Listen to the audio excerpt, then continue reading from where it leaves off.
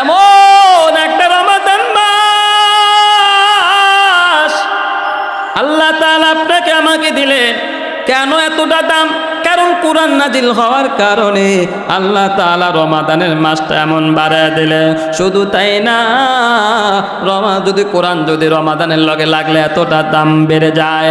একটা রাতের লগে লাগার কারণে, কোরআন যদি একটা রাতের লগে লাগার কারণে কোরআনে যদি এতটা দাম বেড়ে যায়, কোরআন যদি একটা রেহালের লগে লাগার কারণে একটা কাঠের কোনো দাম নাই। শুধু তাই না, এই কোরআন যদি একটা রেহালের লগে লাগে, একটা কাঠের সঙ্গে যখন এই কোরআনটা লাগে, দেখবেন সঙ্গে সঙ্গে ওই কাঠের দামটাও বড় বেড়ে যায়। কারণ কি, একটু আগে ওই কাঠের কোনো দাম ছিল না, এখন কেন কাঠের দাম? বলে আমার রবের কোরআন লাগার কারণে ওই কাঠের দাম বড় বেড়ে গেছে। চিল্লায় বলেন সুবহানাল্লাহ। আমার শরীরে সাদা কাপড়ের কোনো দাম নাই, আসেনি? না না, পায়ে লাগলে চুম্বন করি, না না, তাও চুম্বন করি না। এখন যদি আপনি আমার গায়ের থেকে আমার এই জামাটা কাটিয়ে যদি কোরআনের একটা গিলাফ বানায়া দেন, কোরআনের একটা গিলাফ বানায়া, কোরআনের একটা জুজদান বানায়া যদি আপনি কোরআনের সাথে লাগায়া দেন, বলে সঙ্গে সঙ্গে কোরআনের লাগে লাগার কারণে এই কাপড়টার দাম সবচেয়ে বেড়ে যাবে। আর কেমনে বুঝাইতাম ও ফুলকাছিয়ার মুসলমান, আর আপনাদেরকে কেমনে বুঝাইতাম রে বাবা? কোরআনের লগে, এই কোরআনের লগে রেহাল লাগার কারণে, কোরআনের লগে কাপড় লাগার কারণে এতটা দাম। কোরআনের সঙ্গে একটা রাতের সম্পর্ক হওয়ার কারণে এতটা দাম। কোরআনের সঙ্গে একটা মাসের সম্পর্ক হওয়ার কারণে কতটা দাম। ও ফুলকাছিয়ার মুসলমান, আপনারা বিবেক দিয়ে বলেন, আপনি আমি তো মুসলমান, আপনি আমিও যদি কোরআনের লাগে যদি একটু সম্পর্ক জুড়ে দে, আপনার আমার সন্তানকে যদি একটু কোরআনের লাগে একটু লাগায় দে, তাহলে বলো না যে মানুষ বড় শ্রেষ্ঠ, যে মানুষকে আমার আল্লাহ তাআলা শ্রেষ্ঠ করে বানাইছেন। বলো না গো বাবারা, ও আমার মুরব্বীরা, বলো না একটা রেহাল যদি, একটা কাঠের কোনো দাম নাই, একটা কাঠ যদি কোরআনের লগে লাগার কারণে দাম বাড়তে পারে, একটা কাপড়ের কোনো দাম নাই, তাহলে একটা কাপড় যদি রেহালের লগে লাগার কারণে, একটা কাপড় যদি কোরআনের লগে লাগার কারণে যদি তার দামটা বাড়ে, বলো না আমার যে মালিক মানুষকে শ্রেষ্ঠ করে বানিয়েছে, মানুষকে আমার আল্লাহ তাআলা শ্রেষ্ঠ করে বানিয়েছে, ওই মানুষ যদি কোরআনের লগে সম্পর্ক লাগায় দেয়, বলো না ওই মানুষটার দাম কত বেশি হবে। আজকে আমাকে এই ময়দানে আপনারা বসাইলেন, আমি কি এমপি? না না, এমপিও না, মন্ত্রীও না, টাকাওয়ালা না, বাহাদুর না, ক্ষমতাশীল না গো। এই ময়দানে, এই চাহারের মতো আমাকে একমাত্র বসাইবার উদ্দেশ্য কোরআন। ঠিক না ঠিক? আমার মধ্যে যদি কোরআন না থাকতো, এই চাহারের মধ্যে আপনারা কেউই আমাকে বসাইতেন না। আমার ভিতরে একমাত্র চাহারে বসার কারণ হলো এতটা দামি হওয়ার কারণ আল্লাহ তাআলা অনেক বড় বড় বড় বড় মজমায় আল্লাহ বসার তৌফিক দান করেছেন। আমার আল্লাহ এত সম্মান দিলেন কেন? একমাত্র কোরআনের লগে সম্পর্ক হওয়ার কারণে আল্লাহ এত সম্মান দিয়েছেন। একটু চিল্লা বলেন ঠিক না বেঠিক? আর কেমনে বুঝাইতাম?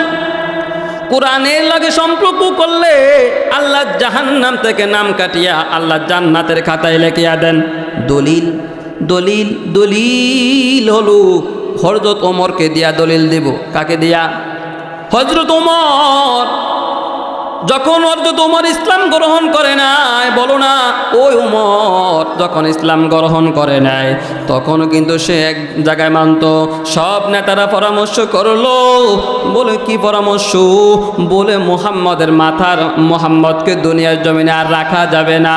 মুহাম্মদ আমাদের ধর্মের বিরুদ্ধে কথা কয়, মুহাম্মদ আমাদের ধর্মের বিরুদ্ধে কথা কয়, আমাদের মূর্তির বিরুদ্ধে কথা কয়। বলে মুহাম্মদের মাথা আনতে পারবে কে? ও ফুলকাছিয়ার মুসলমান গো, ভালো করে বুঝিয়ে লও। এবার ওর তো তোমার দ্বারা কয় আমি পারবো, নাউজুবিল্লাহ কন্যা জোরে। এই উমর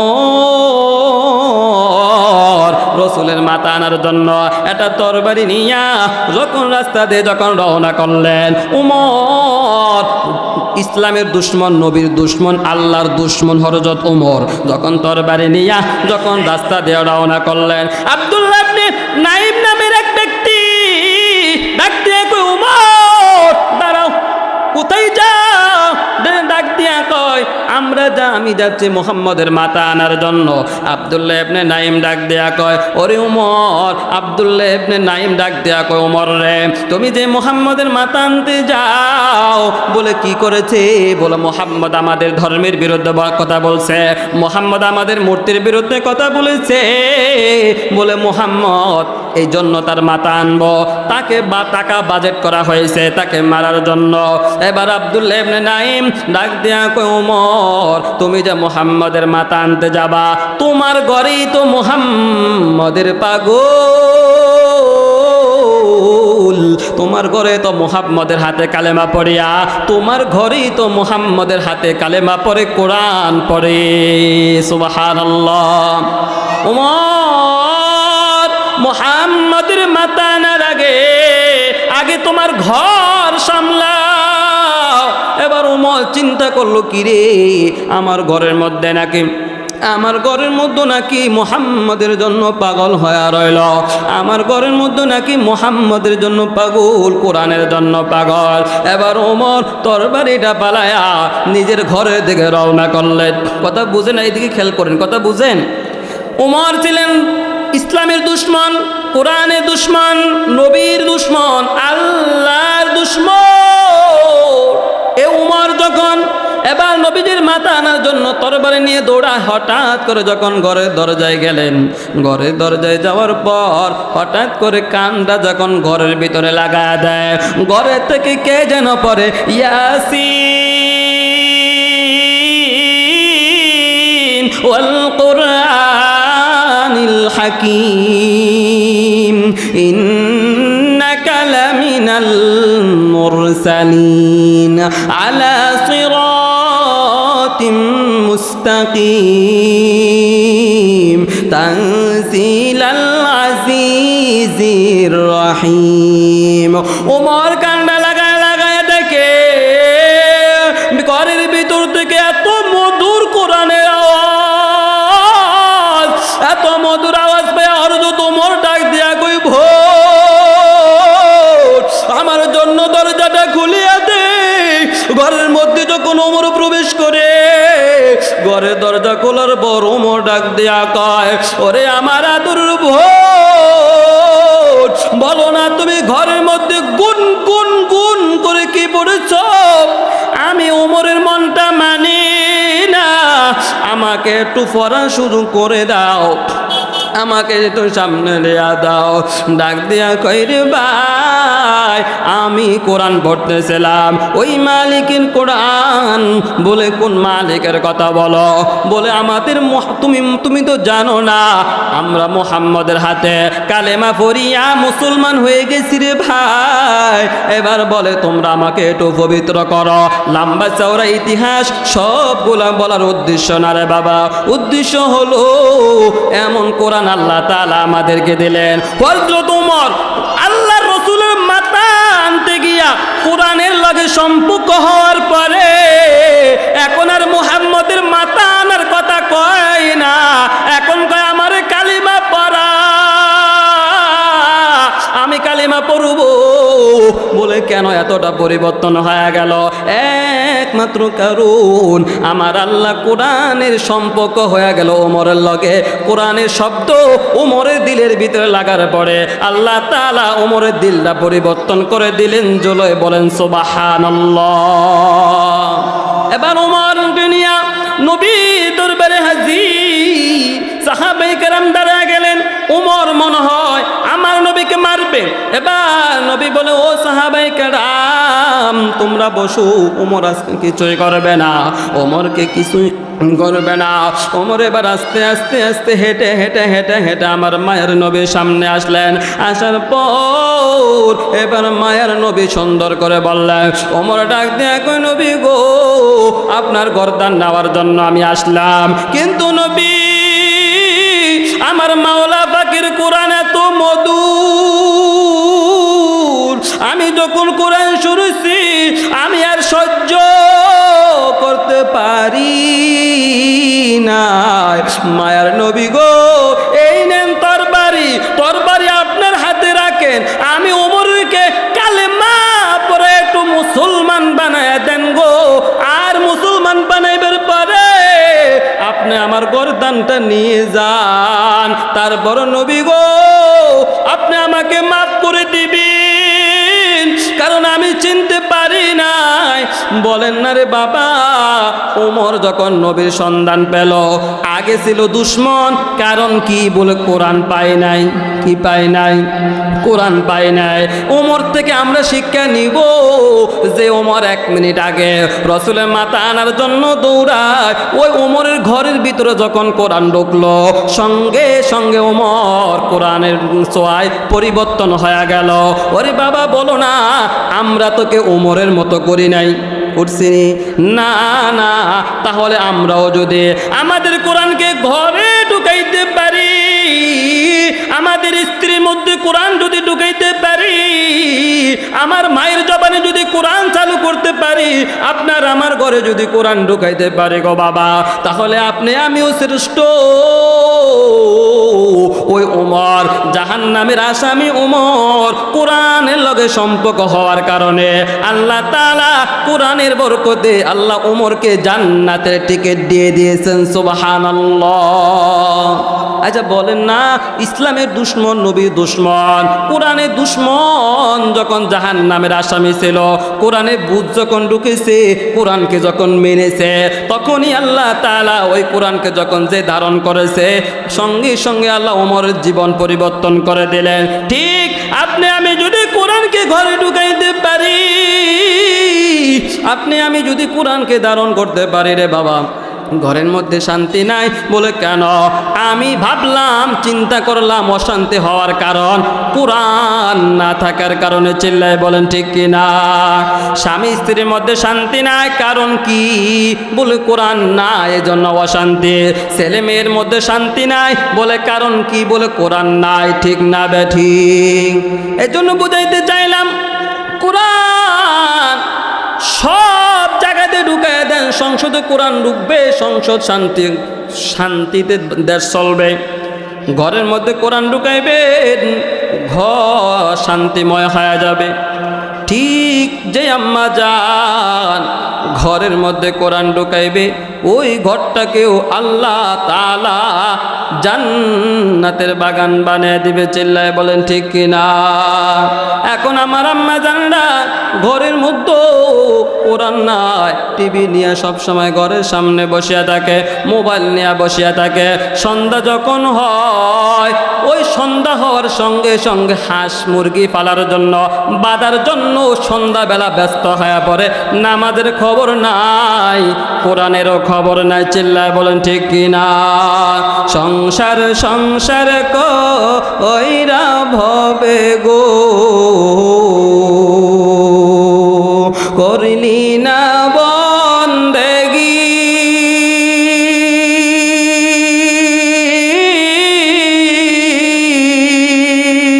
কি জানি কি উপায় হবে গো,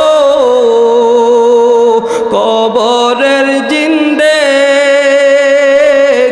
রে, ওরে জীবন গুনায় গুনাই গেল রে, ওরে জীবন গুনাই গুনাই গেল রে।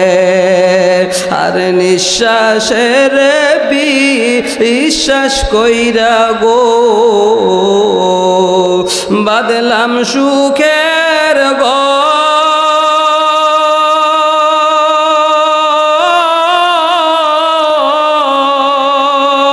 কোন দিন জানি আজরাইল আইসা গো। সবই করে পরে ওরে জীবন গুনাই গুনাই গেল রে ওরে জীবন গুনাই গুনাই গেল রে আর ছেলে মেয়ের মা আয় আয় পয়রা গো বাদলাম সুখের ঘর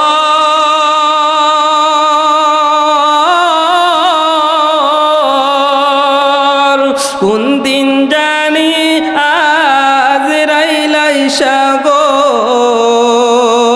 সবই করে পরে ওরে জীবন গুনাই গুনাই গেল রে ওরে জীবন গুনাই গুনাই গেল রে ওরে জীবন গুনাই গুনাই গেল রে আর বাড়ির পাশে পুকুর পারে গো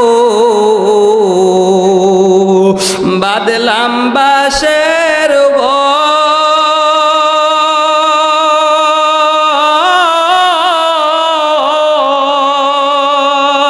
বায়ো নাই তোর বান্ধব নাই রে কে লইবে খবর রে ওরে জীবন গুনাই গুনাই গেল রে ওরে জীবন গুনাই গুনাই গেল রে সংসার সংসার কইরা হবে গো করলাম না বন্দেগি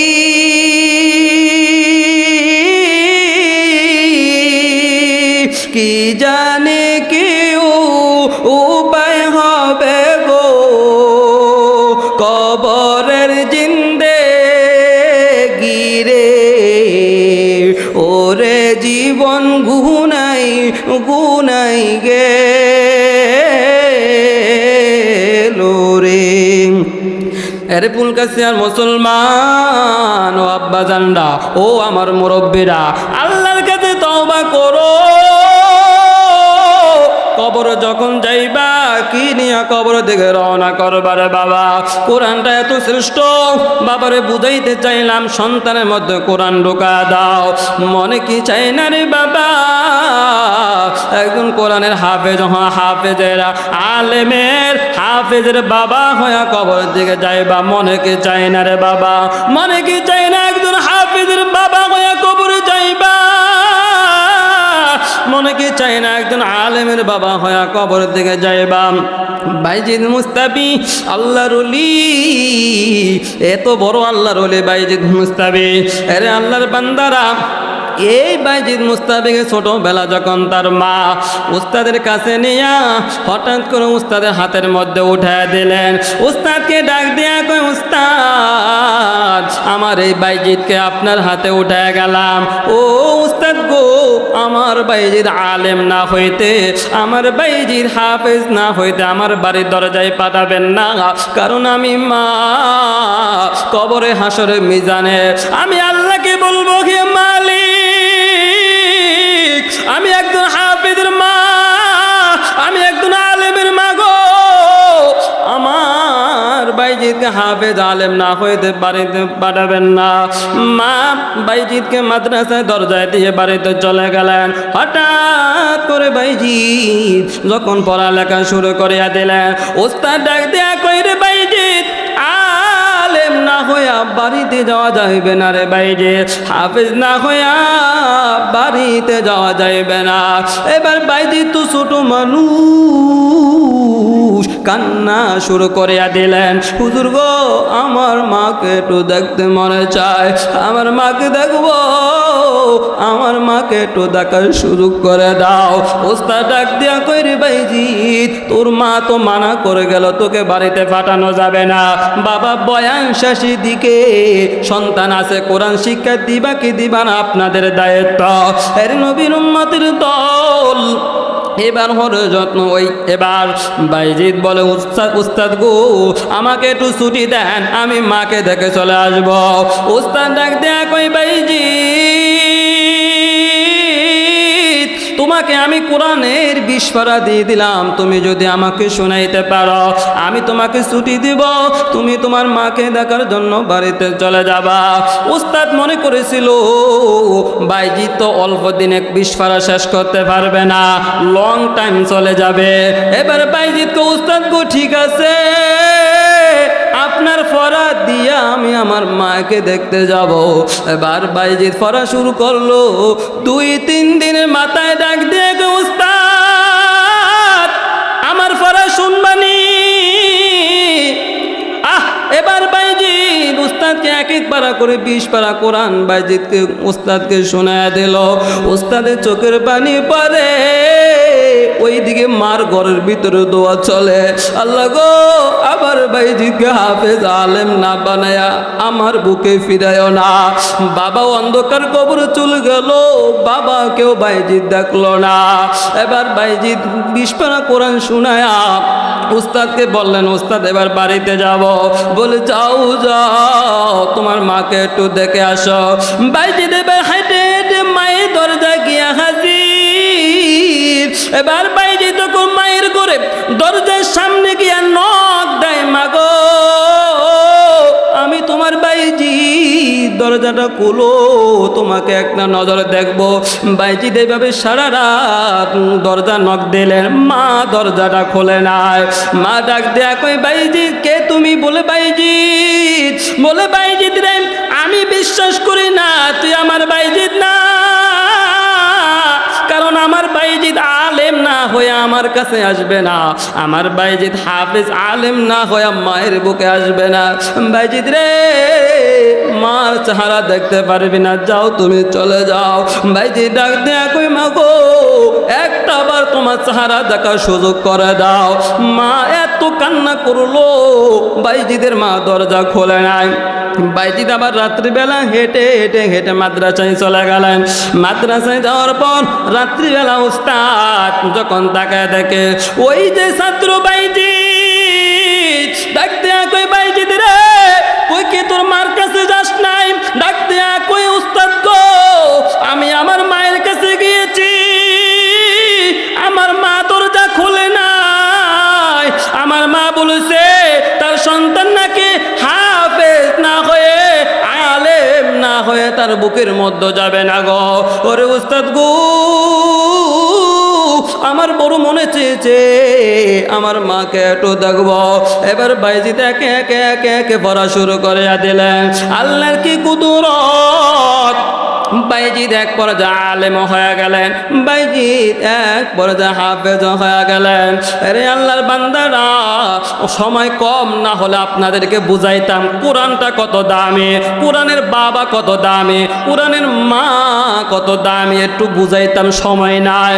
আরে নবীর উম্মতের দল। এবার বাইজিদ আলেম হয়ে গেলেন, হাফেজ হয়ে গেলেন। একটি গ্লাস পানির বলে